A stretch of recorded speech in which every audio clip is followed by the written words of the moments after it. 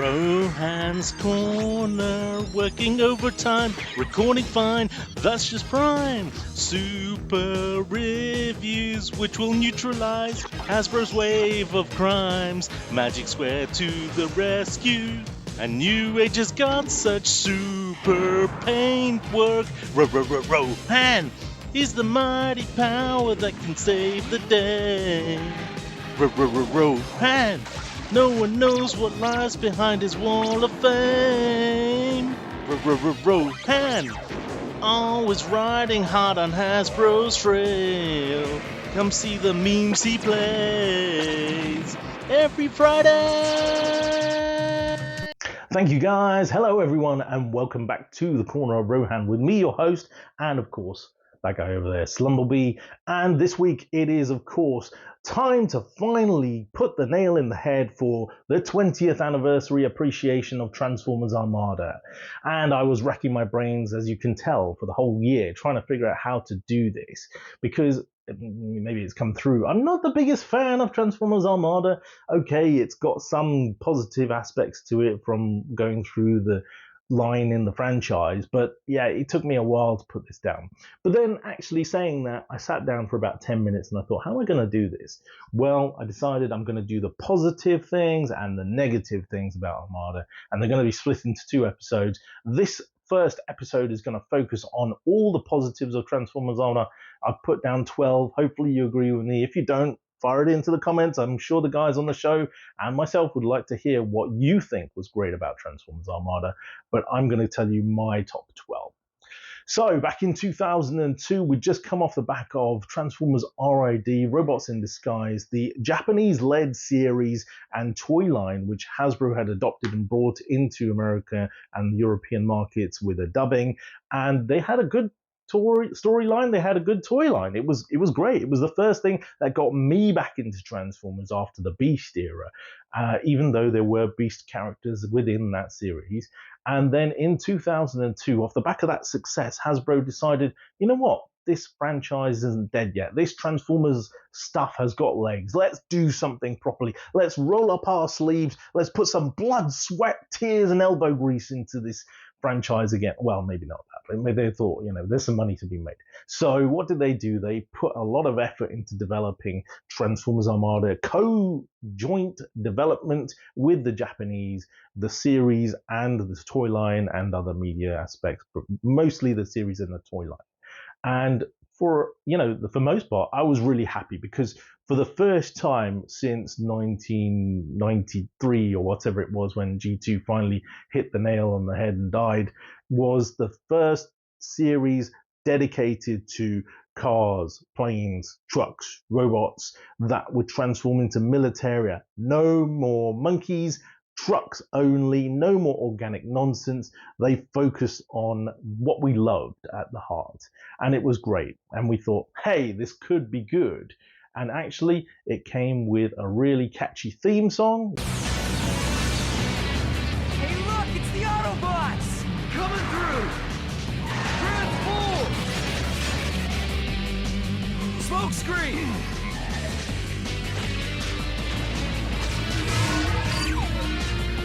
Which is positive number 2, excellent. But at the same time, with that catchy theme song, there was a catchy theme along with it. It was Gotta Catch 'Em All, Minicons. I mean, that was something new, right? We'd never seen that before. I mean, obviously it's Pokemon, right? Transformers Armada and the Unicron trilogies as a result of that were the Pokemon of the Transformers series.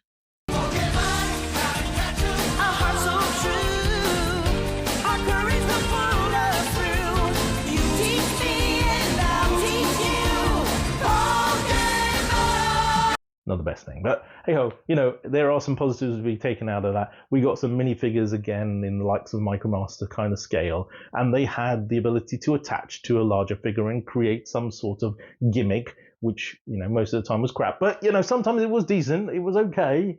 So number 5 positive thing about Transformers Armada for me is the voice acting. And you're probably squirming going, oh, really? The voice acting? Because most of the voice acting was appalling in this series, I'll be honest. And there are quite a few similarities with Armada and the Unicron trilogies in general, with the War for Cybertron Netflix series, which didn't do particularly well in this arena. And some of it has to do with the way in which it was written in the scripting and the way in which the Japanese influence came into it. But some of it was just poor voice characters and poor accents and poor hiring or whatever. Maybe it was cheapness, I don't know. But one of the best ones was David Kaye as Megatron. Can't you think of anything better to say for your last words?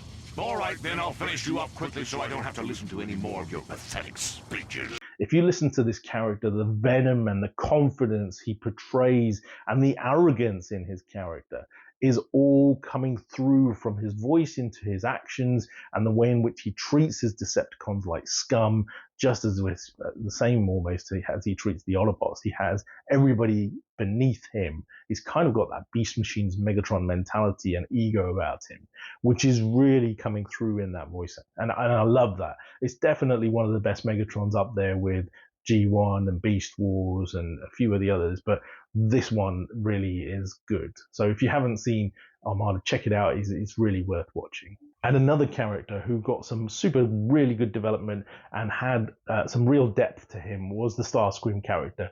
Obviously, those of you who haven't seen the show, Starscream was battling within himself, always to begin with Megatron, trying to supersede him and become the leader, and thought of himself egotistically as the best. But then later on in the series, between good and evil, having this empathy towards him and being able to relate to some of the human and Minicon characters, it was quite nice to see. And his storyline is really different to a lot of Starscreams or a lot of Transformers in most series. So definitely worth checking out without giving any spoilers away. It's only been 20 years, but I still don't want to give any spoilers away. Hint, hint, guys on the show. One of the great things that came out of the Transformers Armada franchise, or line, if you will, is the introduction of the Mega and Ultra class points in the toy line. So in the past, in Generation 1 and ROD, we had the likes of your sort of basic figures, your deluxe figures, your leader class figures, and somewhere in RID and Armada we started getting this mega class and this ultra class figure, which sort of fit in between the sort of Voyagers standpoint.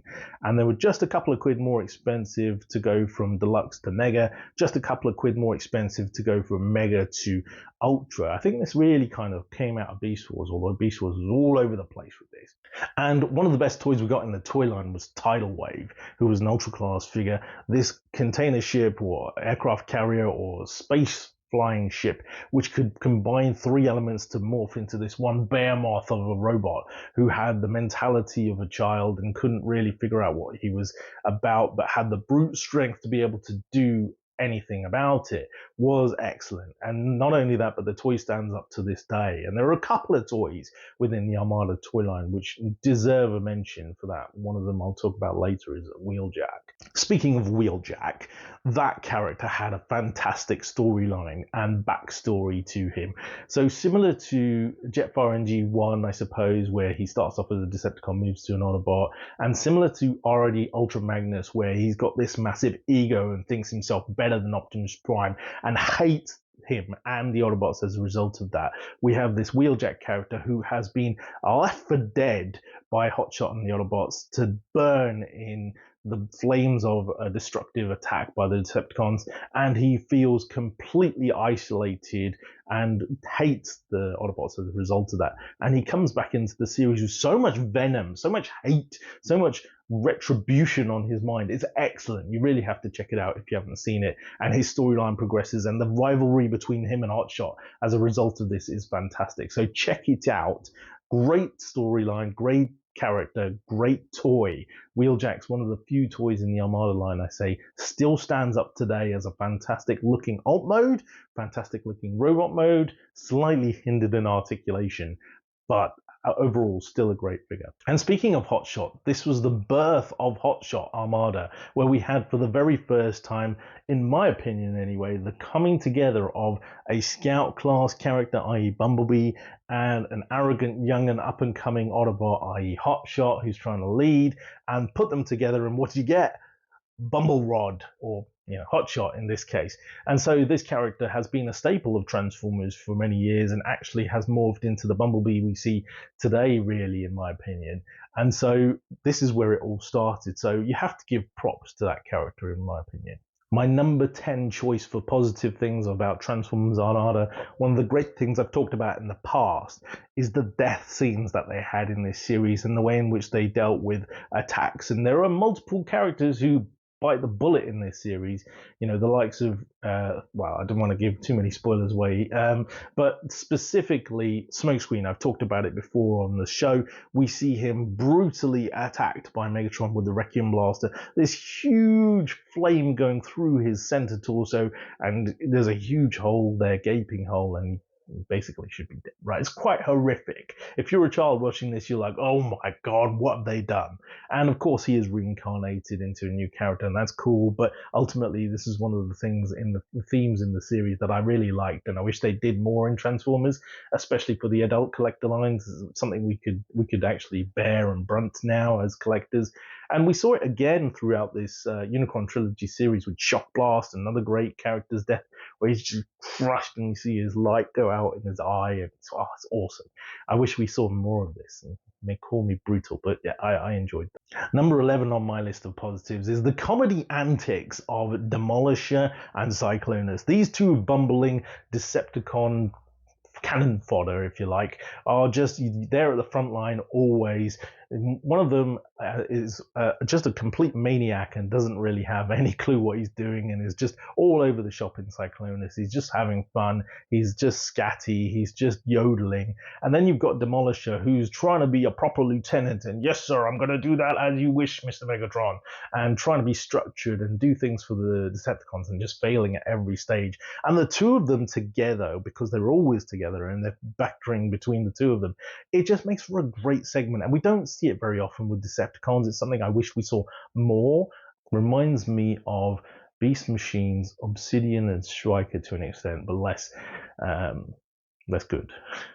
One of the absolute biggest things that Transformers Armada did for the franchise and for Transformers lore was to bring back Unicron, and not only in the storyline, but obviously the very first time as a toy we got this figure. And Transformers collectors have been asking for this figure for years and years and years. Obviously we never had one from Generation 1, but they finally did it. Hasbro, they built a toy, and to be fair to it, for all its faults, popping out chest and all that kind of nonsense, the gangly feet and the chunkiness of the bot, it wasn't too bad. And although it did start off at a very high price point, I think it was like £100, and then dropped down to 70, and then came down to 50, and then came down to £30, and we all rushed out and bought it.